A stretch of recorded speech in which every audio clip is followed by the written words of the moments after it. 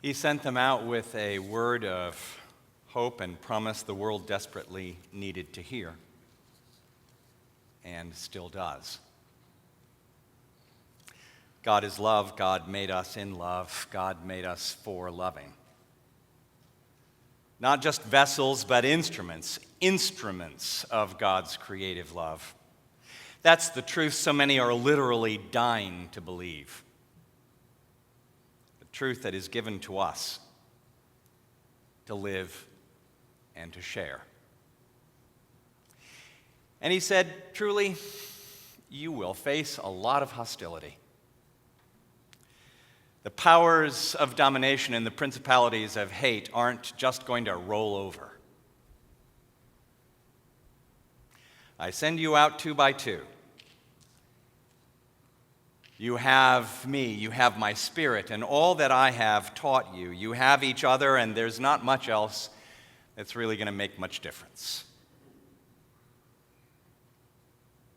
Go meet people where they are. Share in community with them, accept the hospitality offered, live the integrity of your faith, preaching, teaching, demonstrating the coming kingdom of God. Proclaim that God's power is an unyielding love, and the day of fulfillment has come.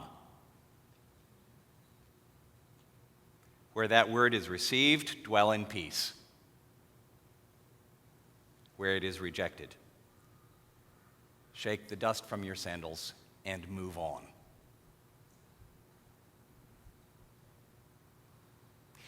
So much for his first commissioned disciples, but what about for us who carry the message today? How shall we sing the song of God's love in this strange and stranger all the time, challenging land?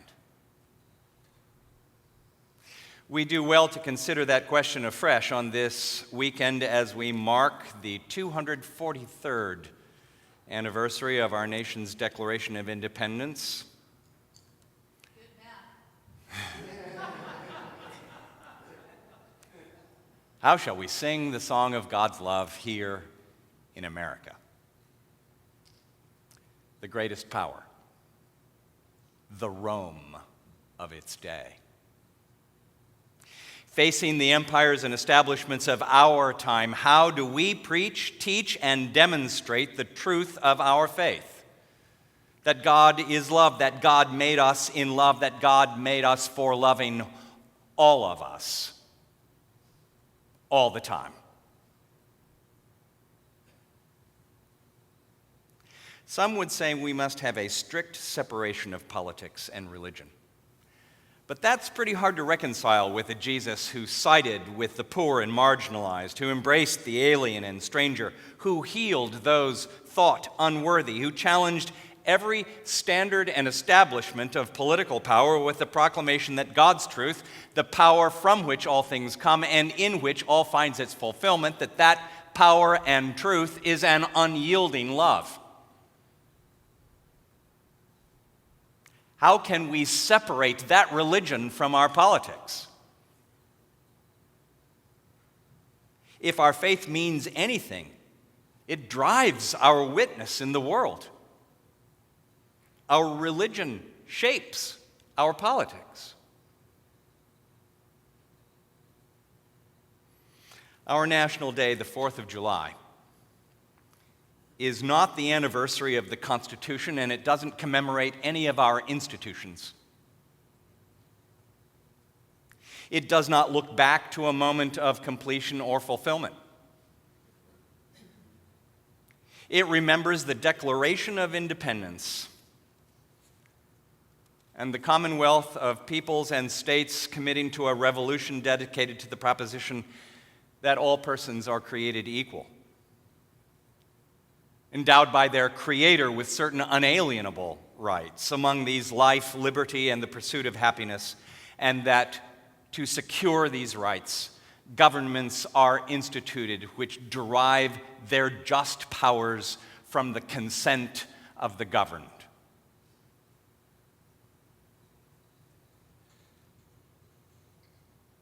Our national experiment in equal justice under law begins with a revolution and a very bloody war that was nearly lost.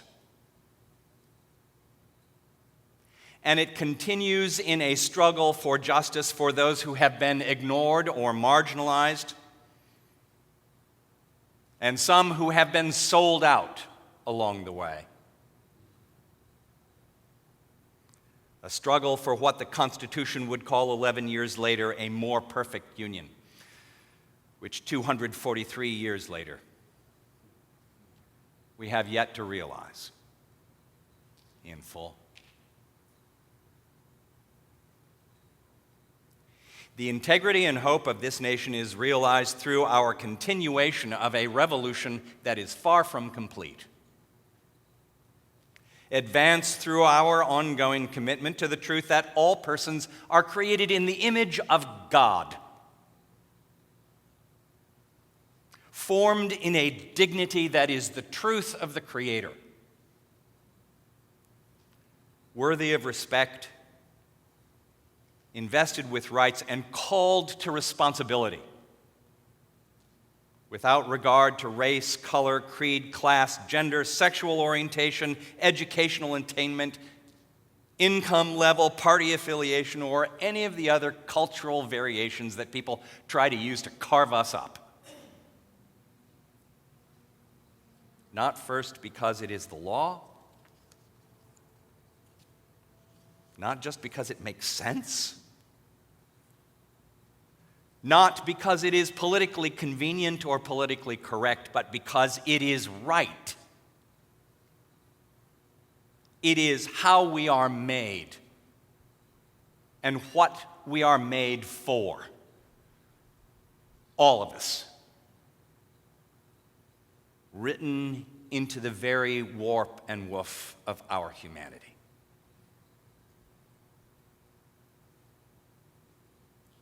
Christians have a role to play in public life. We have a part in creating a more perfect union. It is our witness to the truth that human dignity and equal justice for all people are ordained by God.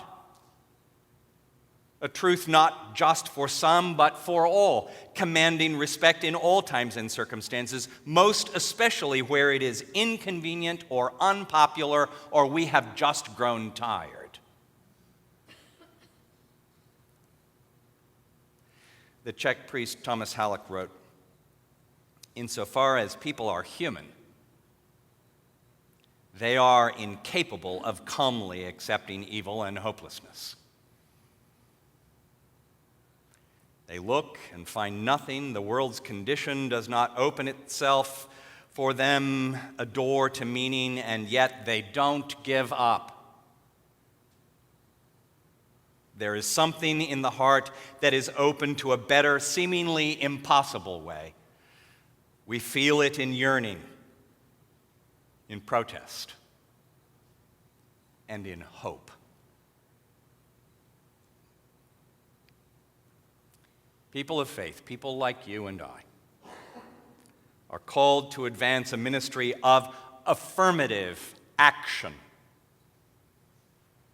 as we did creating the common school, combating the sin of slavery, affirming the full humanity of women, persons of color, gay, lesbian, bisexual, transgender people, welcoming and advocating for migrants and immigrants and refugees, seeking access and justice for persons with disabilities, stepping into the fray over and over and over again, going into places stuck in fear and fatigue to bring a confident witness in God's love.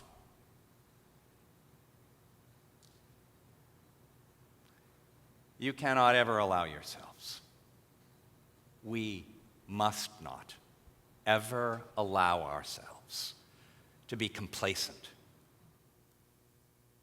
to forget that this community and our movement, the story we tell and the witness we make, this ministry in the good news of God's unyielding love is life-giving. And for many, it has made the difference between life and death. And I'm not too proud to say that I am one of those.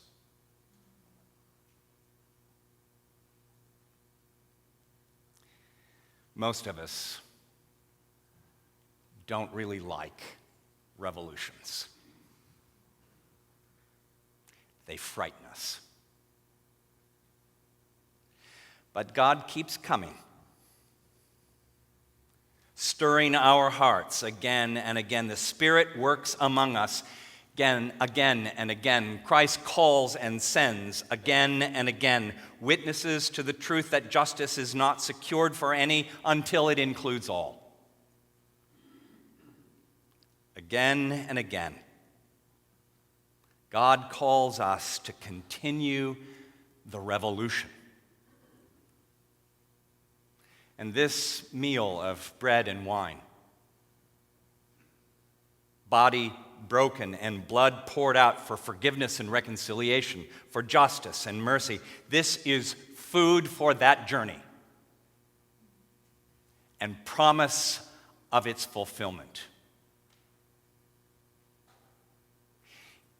Given for us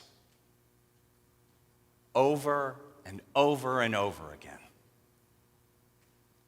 so that someday, somehow, we will see that its fulfillment and our joy is in the giving. Amen. In the giving of what we have. In the witness to the truth that God is love. That God made us in love. And that God made us for loving.